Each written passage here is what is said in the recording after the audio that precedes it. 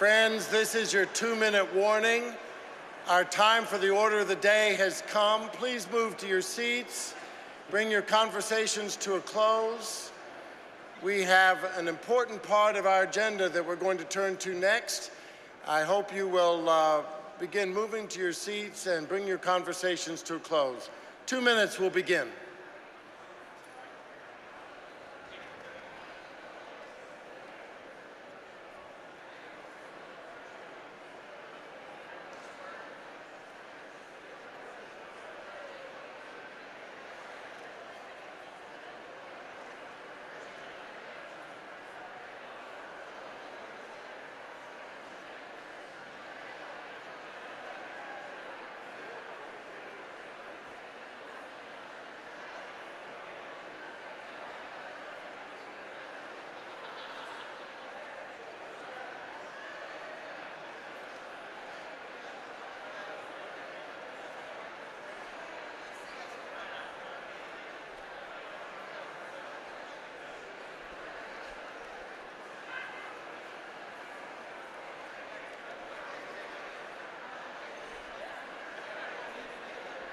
Thank you.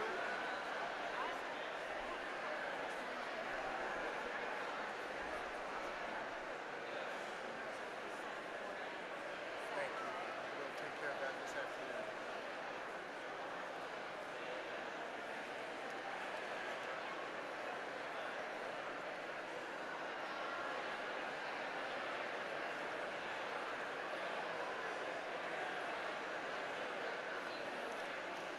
If the conference would come to order, would somebody in the back please close the doors so that we indicate that our business session is beginning again?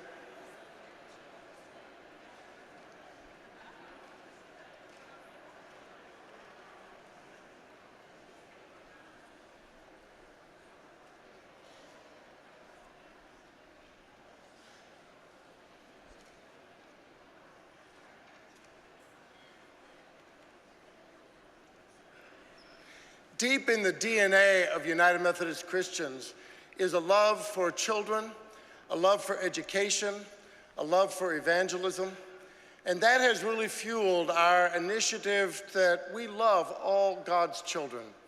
United Methodist churches all over our 58 counties are doing amazing things. We've been celebrating that in so many ways for the last year, and yet we know that God is calling us to do even more. While we're committed to doing what we can in these ways around health and literacy and discipleship, we're also exploring the fact that there are partners available to work with us. When I first began exploring all these issues, I began asking, who is there out there that's already doing significant work to make a difference on these various issues? I've met with people from the Collaborative for Children. I met with people from Loving Houston. And one of the best things that's going on in the greater Houston area is the Barbara Bush Literacy Foundation. It is an organization set up by the former First Lady, carried on now by her son Neil and a team of people.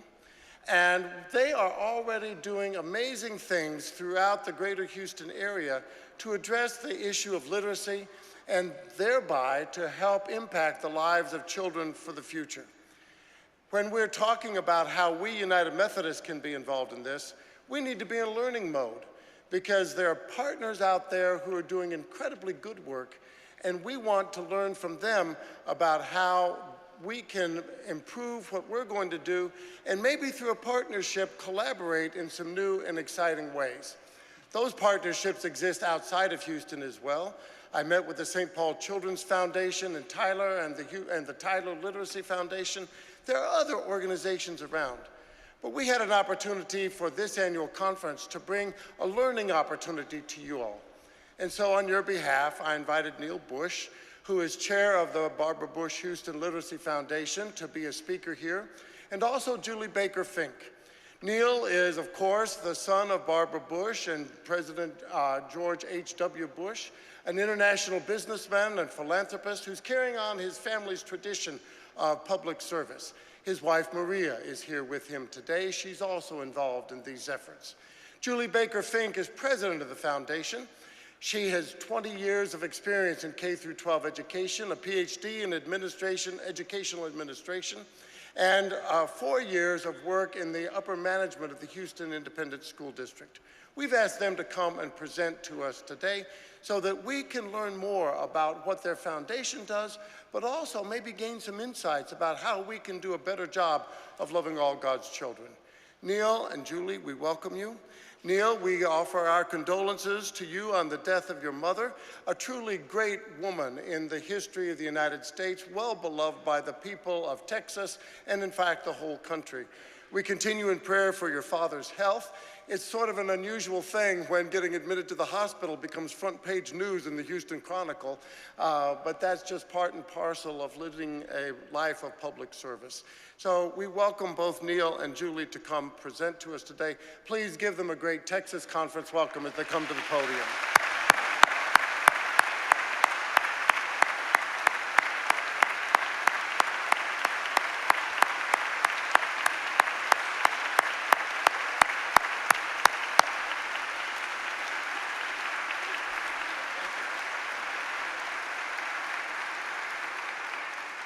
And before Neil gets speaking, we have a video to show you.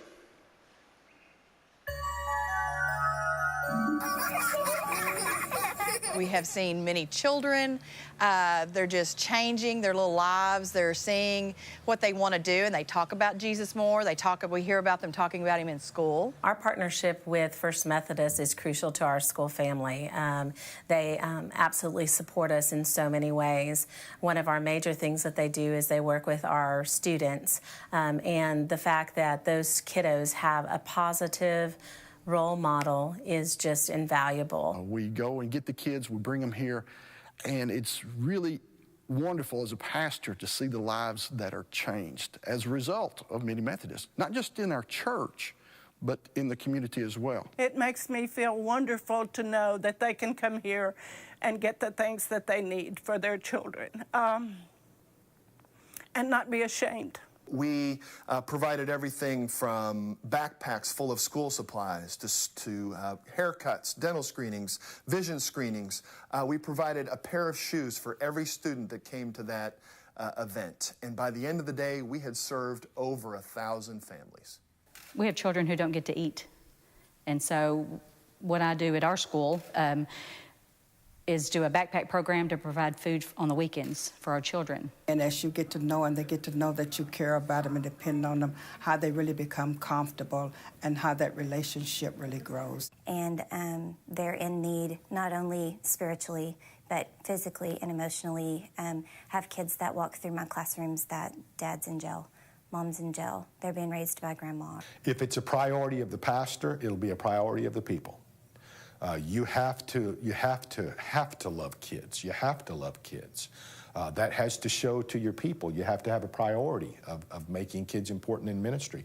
If you want to serve, then you keep looking for a place that fits your particular size church and some place that needs you, a niche for you. We love all God's children. We love all God's children. We love all God's children. We love all God's children.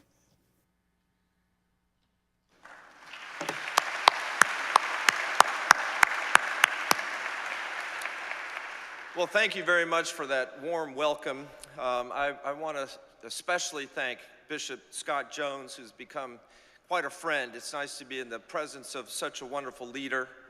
So thank you for the invitation to speak before this beautiful crowd today. I want to thank Dr. Ed Robb for welcoming us into this beautiful home of his. And I want to thank all of you. Maria and I are so grateful to be able to spend time with the clergy and laity of the United Methodist Churches of Texas.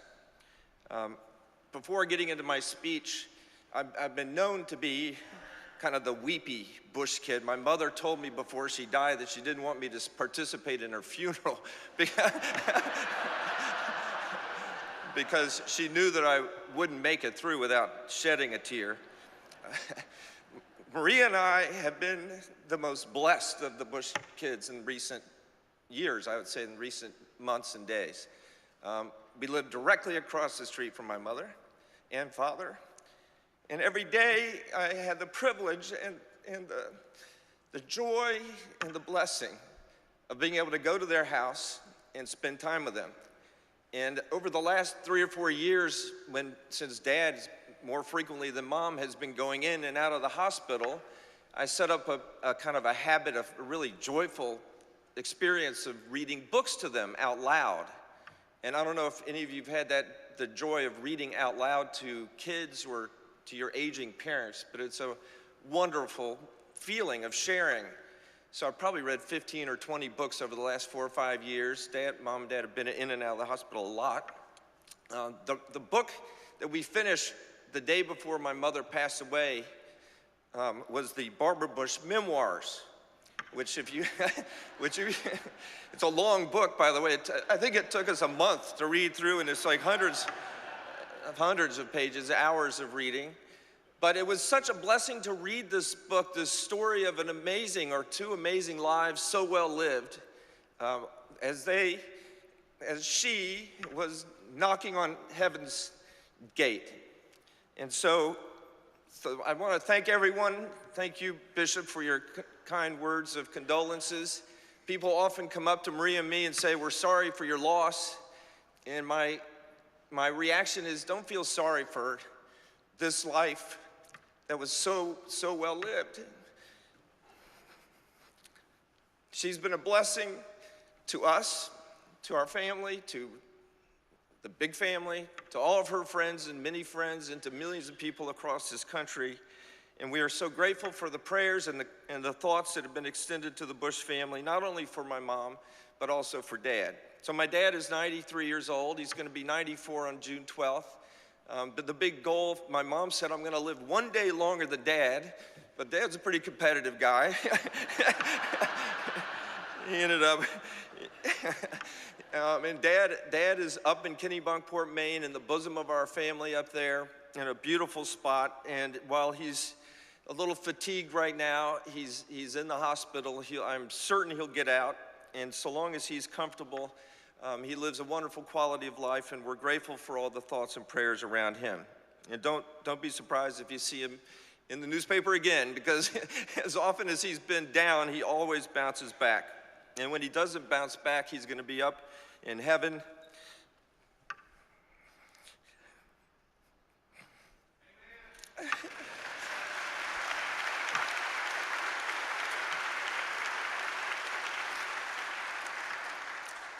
So a kindergarten teacher was walking around in her classroom, and when she noticed a little girl was drawing with intensity, and she asked what she was drawing.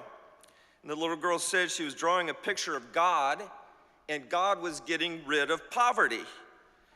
The teacher kind of laughed and said, "Oh, honey, nobody really knows how to get rid of poverty, or no one really knows what God looks like. Never seen God. I have no idea what it looks like." The little girl, without missing a beat, went back to her drawing and said, "They will in a minute."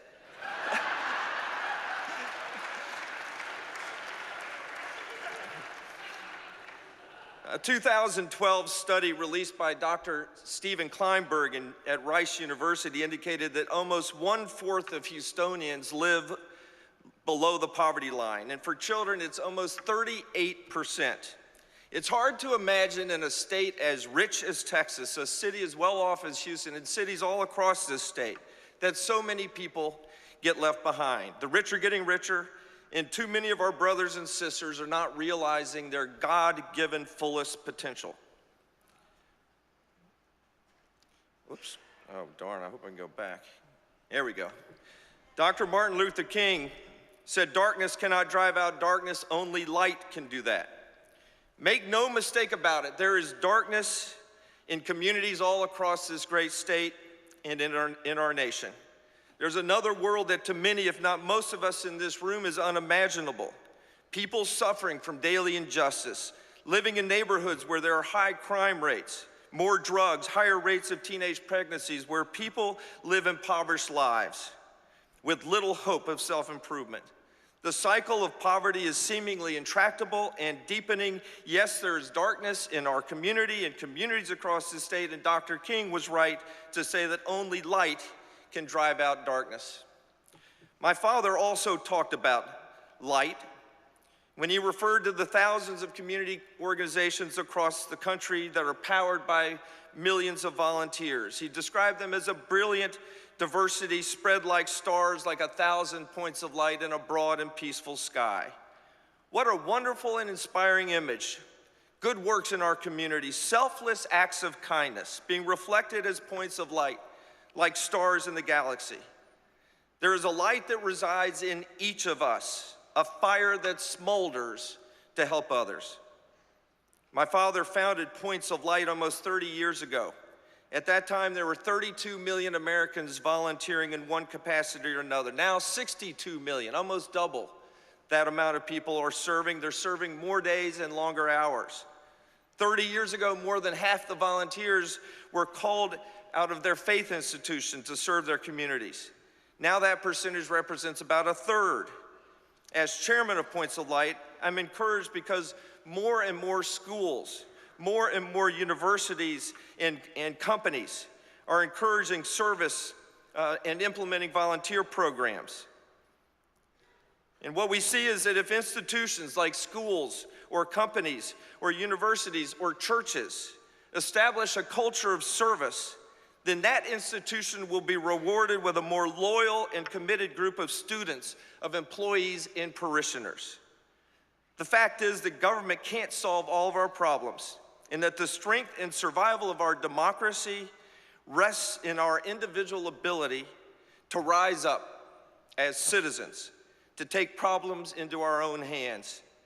Many of the United Methodist churches across Texas are already deeply involved. I know Tom Pace, who's here probably somewhere, and a friend of mine from Houston, his church does that. I know many of your churches are already calling your parishioners out into the communities. And my challenge to you is to do more and to inspire other churches, to lead by example, to inspire other churches to take a lead in their backyard, to help their citizens, to help families, to help individuals rise to their fullest potential. So the question is how to best lift individuals. And I'm so grateful for your bishop choosing the theme, or whoever chose the theme to choose the theme, because the theme of your conference gets to this point. Love all God's children. Read, learn, live. This is an important issue, and it's a passionate issue for us in the Bush family. It's the issue that my mother made her legacy over her many years of philanthropy. She was the first lady of literacy. She knew that literacy is a foundational skill for human development. Think about it. How can you possibly realize your God-given fullest potential if you can't read at an age-appropriate level? How can you succeed in school if you're passed through third grade, if you can't read competently enough to be able to absorb the information in fourth, fifth, sixth grade all the way through high school? How can you succeed fully as an adult in life if you're reading at a third grade level, or if you're reading below third grade level? It is a foundational skill upon which human success is built. My mother understood that, and it's so important. And in order for us to begin to think about how to realize that little kindergarten kid's vision of ending poverty for everyone, we first have to break the intergenerational cycle of low literacy. The Barbara Bush Houston Literacy Foundation released a report 4 years ago entitled Houston's Literacy Crisis, a Blueprint for Community Action. Sorry, I went too far. Which makes it very clear there's a crisis related to literacy for all age groups, a crisis that affects all Houstonians. This is not just a Houston problem. Low literacy is a reality in all major cities in the United States. You'll hear more about this later from Julie, but too many kids live in poverty starting off disadvantaged. Too many kids enter kindergarten ill-prepared to learn. Too many kids pass third grade, get passed through third grade, failing the third grade reading test. Too many kids drop out. Too many kids who graduate need to be remediated. Too many young adults aren't prepared for the workforce. And too many of our adults are functionally illiterate. The statistics are frightening. Too many of our citizens are being left behind. This is a core human rights issue that affects not just hold it, I'm sorry, I'm playing with this gadget here. I'm having so much fun. It affects not just those that are low literate, but it affects everyone in our community with higher costs for welfare, health care, and education. So what do we do? My father observed that for every problem in America, there is a solution playing out somewhere in some community by some organization, some church, some nonprofit organization. There are thousands of organizations, including public schools, working with hundreds of thousands of our students and citizens to help them achieve higher levels of success through literacy. Our goal is to raise an army of volunteers that will help increase capacity for the vital services. Oh, I'm going backwards again. This is so much fun. Yeah, here we go. There we go. We live in the richest nation on earth. There's no problem that we can't solve. We can't rely on government to solve all the problems for us. We need to exercise one of the most fundamental rights of our democracy. We need to get more people to pitch in to be a point of light. Mother Teresa said, "Not all of us can do great things, but we can do small things with great love."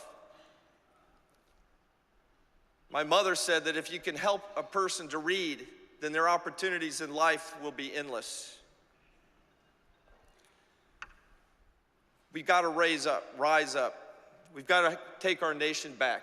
We can't let people in this great, rich resource nation of ours, this great state of ours, the cities that you come from and serve, we can't let them fall behind. Everyone has a great potential given by God at birth. Let us help those. And there's something to do for everyone. So I applaud the United Methodist churches and the laity that are leading volunteers into the community. I thank you very much for giving us an opportunity to participate. And now, as chairman of Points of Light, the greatest responsibility is to find a wonderful leader, and that's true of any chair role. I'm proud to introduce, Maria and I are so grateful for the leadership that Dr. Julie Baker Fink has provided. As the one and only major decision I've had to make as chairman was who to hire as our CEO and president, and we hit a jackpot. So please welcome to the stage Julie Baker Fink.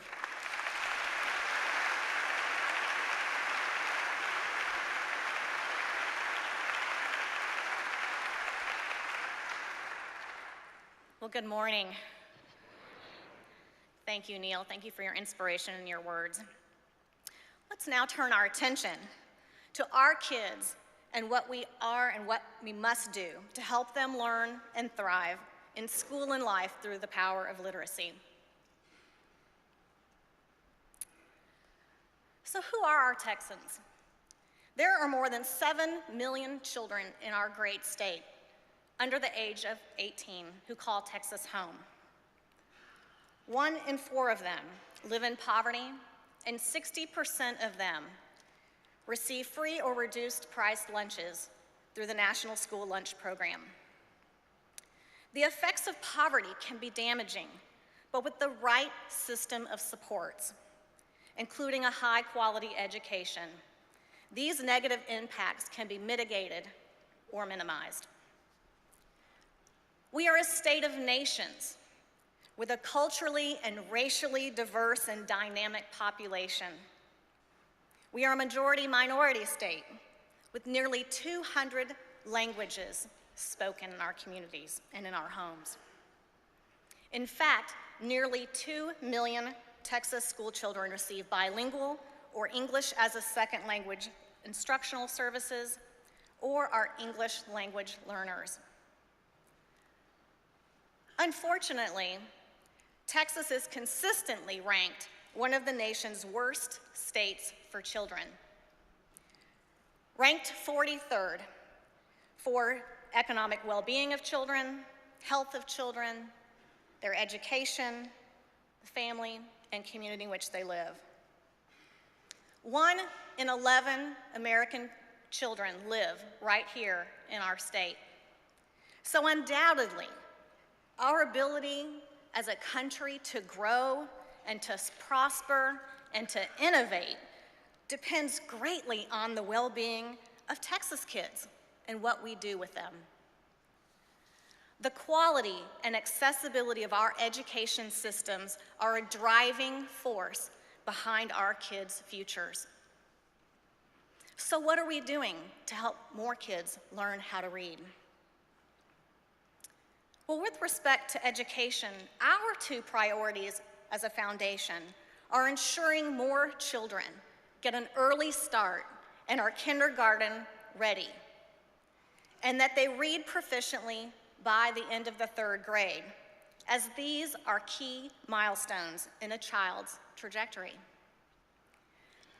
The architecture of a child's brain develops most rapidly in the earliest years of life, forming the foundation for learning. By age 5, when a child enters kindergarten, her brain is already 90% developed. We saw Bishop Jones's beautiful grandboy. His brain is growing so rapidly, and he's going to be 90% developed by age 5. And those earliest experiences that he has, especially the positive interactions with the adults in his life, stimulate and strengthen these neural connections as they're being formed. For this reason, parents are a child's first and most important teacher. Educating parents about their important role and equipping them with the necessary tools for success is paramount. Although adult literacy rates in our state are certainly an obstacle to improving childhood literacy, by simply helping more parents understand that the basics of reading, talking, singing, and playing with their children are critically important in the early stages of development, those children can get a better start. Research is clear. Children who attend preschool programs are more likely to graduate from high school, complete more schooling, require fewer special education services, experience fewer teen pregnancies, are less likely to become incarcerated for serious crimes, earn higher wages and have more stable jobs, and are less likely to receive government assistance. Unfortunately, only 55% of Texas children attend preschool. Furthermore, Texas's early childhood education system ranks 38th in the nation and only meets 2 of 10 quality standards.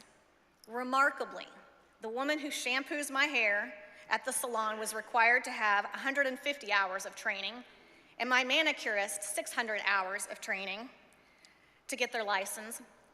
A teacher at a licensed child care provider must receive only 24 hours of training to be credentialed to care for our youngest and most vulnerable children. This drastic disparity in requirements is an indicator that something is quite wrong with our policies and our priorities.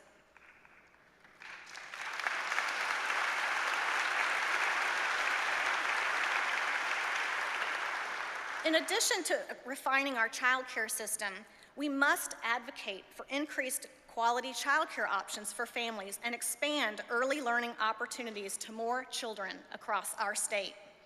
Helping parents understand their options and guiding them to the places that will offer the best care, not just simply care, for their children is vital. The evidence is conclusive. When children get off to the right start, they're more likely to graduate on time, earn a living wage, and have an opportunity to realize their fullest potential in life and have a bright future, period. So how well are we doing to prepare our kids to learn how to read? Tragically, the data says not so well. More than half of children in Texas are not considered school ready. What does this mean? It means they're entering kindergarten lacking the foundational skills for learning how to read. Many can't read the letters of the alphabet, which there are 26 of, spell their name, or count to 20. And the number of words in the vocabulary is strikingly low for many children. In fact, the vocabulary of a low-income child is 1/3 1/3 that of a middle and upper income child. Kids are entering kindergarten at all levels of preparedness. Some are already 2 grade levels behind their peers at age 5. This places significant burden on our teachers and the entire education system. Kids who are behind academically simply require more resources, more time and more resources to catch up, and we're simply not providing adequate resources to do this in our schools and at the scale required to meet the incredible need for services. Our schools are struggling to get children back on track and reading proficiently by the end of the 3rd grade, which is a critical milestone in a child's education, during which they transition from learning how to read to reading to learn. Research indicates that children who do not read at or above grade level by the end of the 3rd grade are 4 times more likely to drop out of school. Of the 400,000 3rd graders in Texas, nearly 2 in 5, that's 160,000 of them, did not meet minimum satisfactory reading levels on the state assessment last year.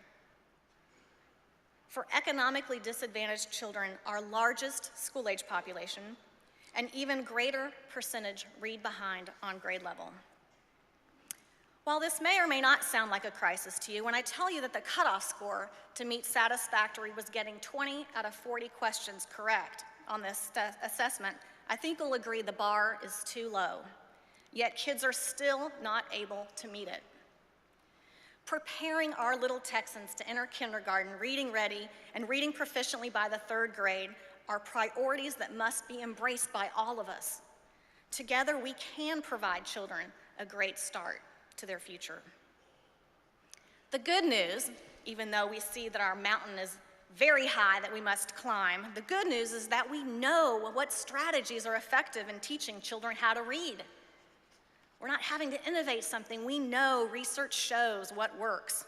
I've mentioned a few of them already with respect to parent education and access to quality early child care programs, but let's talk about a few more, things that you can do to make a meaningful difference in your own communities or those who need your help most. First, and it sounds rather simple, increasing access to books in the homes.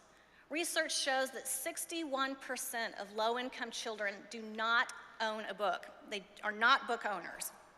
Don't they deserve to be book owners? I think that should be a right. Yet the number of books in the home is a better predictor of a child's reading success than their parents' education level and their socioeconomic status. Books can make a difference. So what can you do? Conduct a book drive. I love that you all are selling books here to help another impacted church. Do that for other kids in the community who need them. Build and regularly stock those little free libraries. We started a program in partnership with the Houston Public Library System 2 years ago called Groomed for Literacy. And we had our volunteers put together these cute little libraries with a little door, and we put them in barber shops in low-income communities. I encourage you to consider those and putting them in laundromats, barber shops, grocery stores, places where families frequent. If you're in the Houston area, we encourage you to partner with us on a program that we started last year called My Home Library. We built a custom website and have an online catalog where we go into a school, volunteers help kids pick books, and so they're creating a wish list online of books that they want to own and to read. And we will also consider having you host free book fairs. Collect books and go into a low-income school. You can see the joy and experience the joy of a child getting to pick out their own books and see how many of them ask you, when do I need to bring them back? And how important it is, and the joy when you get to tell them they get to keep them, they're theirs forever. The amount of time spent reading is the best predictor of reading proficiency. It just makes sense. Practice, practice, practice. Practice makes perfect. Sadly, children of poverty experience approximately 25 hours of one-on-one reading time in their childhood, compared to 1,000 to 1,700 hours of their middle-income peers. 25 hours. So what can you do? Provide volunteer-based reading programs. We saw a great example of that in the video. Members of your parishes coming in and reading to children, whether it's at your own church, whether it's at a school or a child care center, a place of congregation where you can help children. And we know mentoring works. We know that when children, 95% of children who have had trouble reading can reach grade level if they receive help early on. 95%, that's a pretty good success rate, and I'd bet my money on that. So start to support your own volunteer program in a partner school or child care center. We instituted a program 4 years ago. We just finished the 4th year of a program we call Read Houston Read in the Independent School District here in Houston. And volunteers come in and read 30 minutes once a week, either in person or through an online platform called TutorMate. And results of the program are showing that children who have a reading mentor, outperform their peers. 30 minutes can make a meaningful difference in a child's life once a week.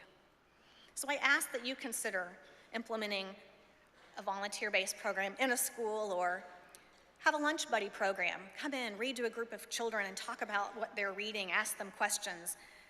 Have it after school, on the weekend, or a program in your own community. We know that all of these things are possible with your help. It's summertime. Boy, is it hot outside. So one thing we can do is help make summer count.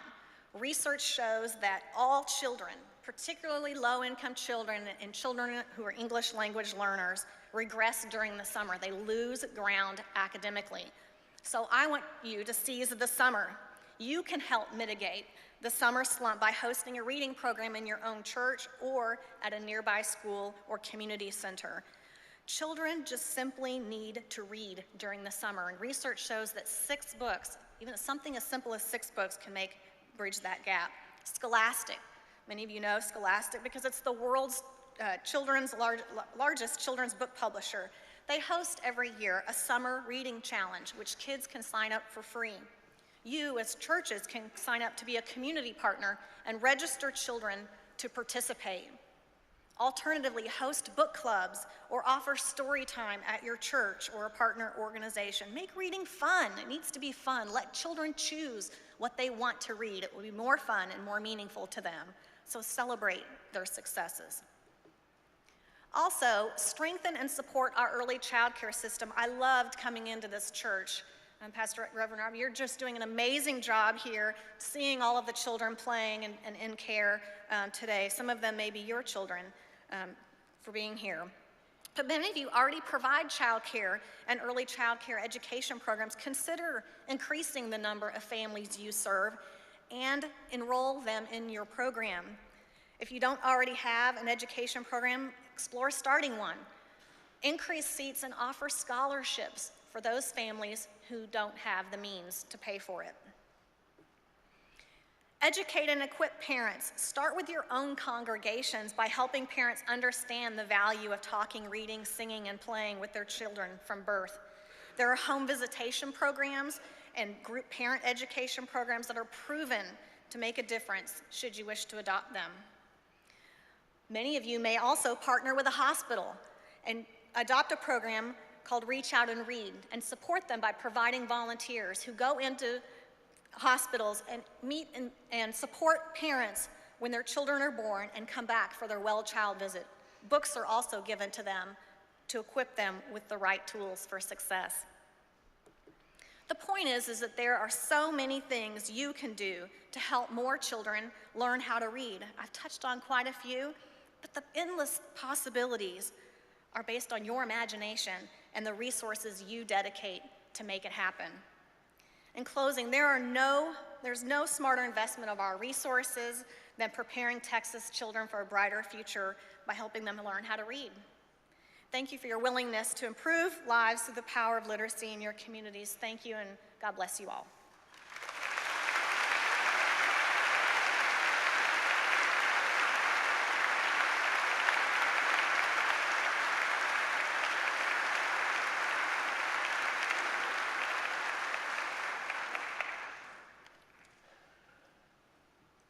Friends, we have 680 congregations in 58 counties.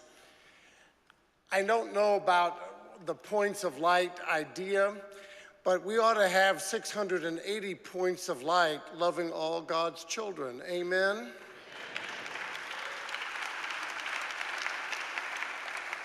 The last time Neil and I were together, we were having breakfast, and he had to leave the meeting because he had a commitment to read to his mentee, a student.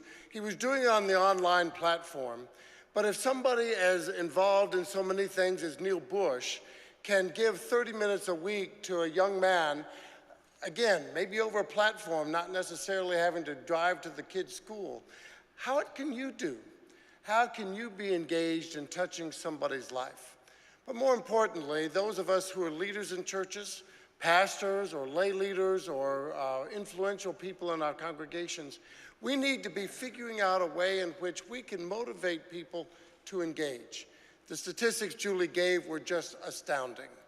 We're living in a situation where there's incredible need out there, and God has called us to love all of God's children and to make a huge difference.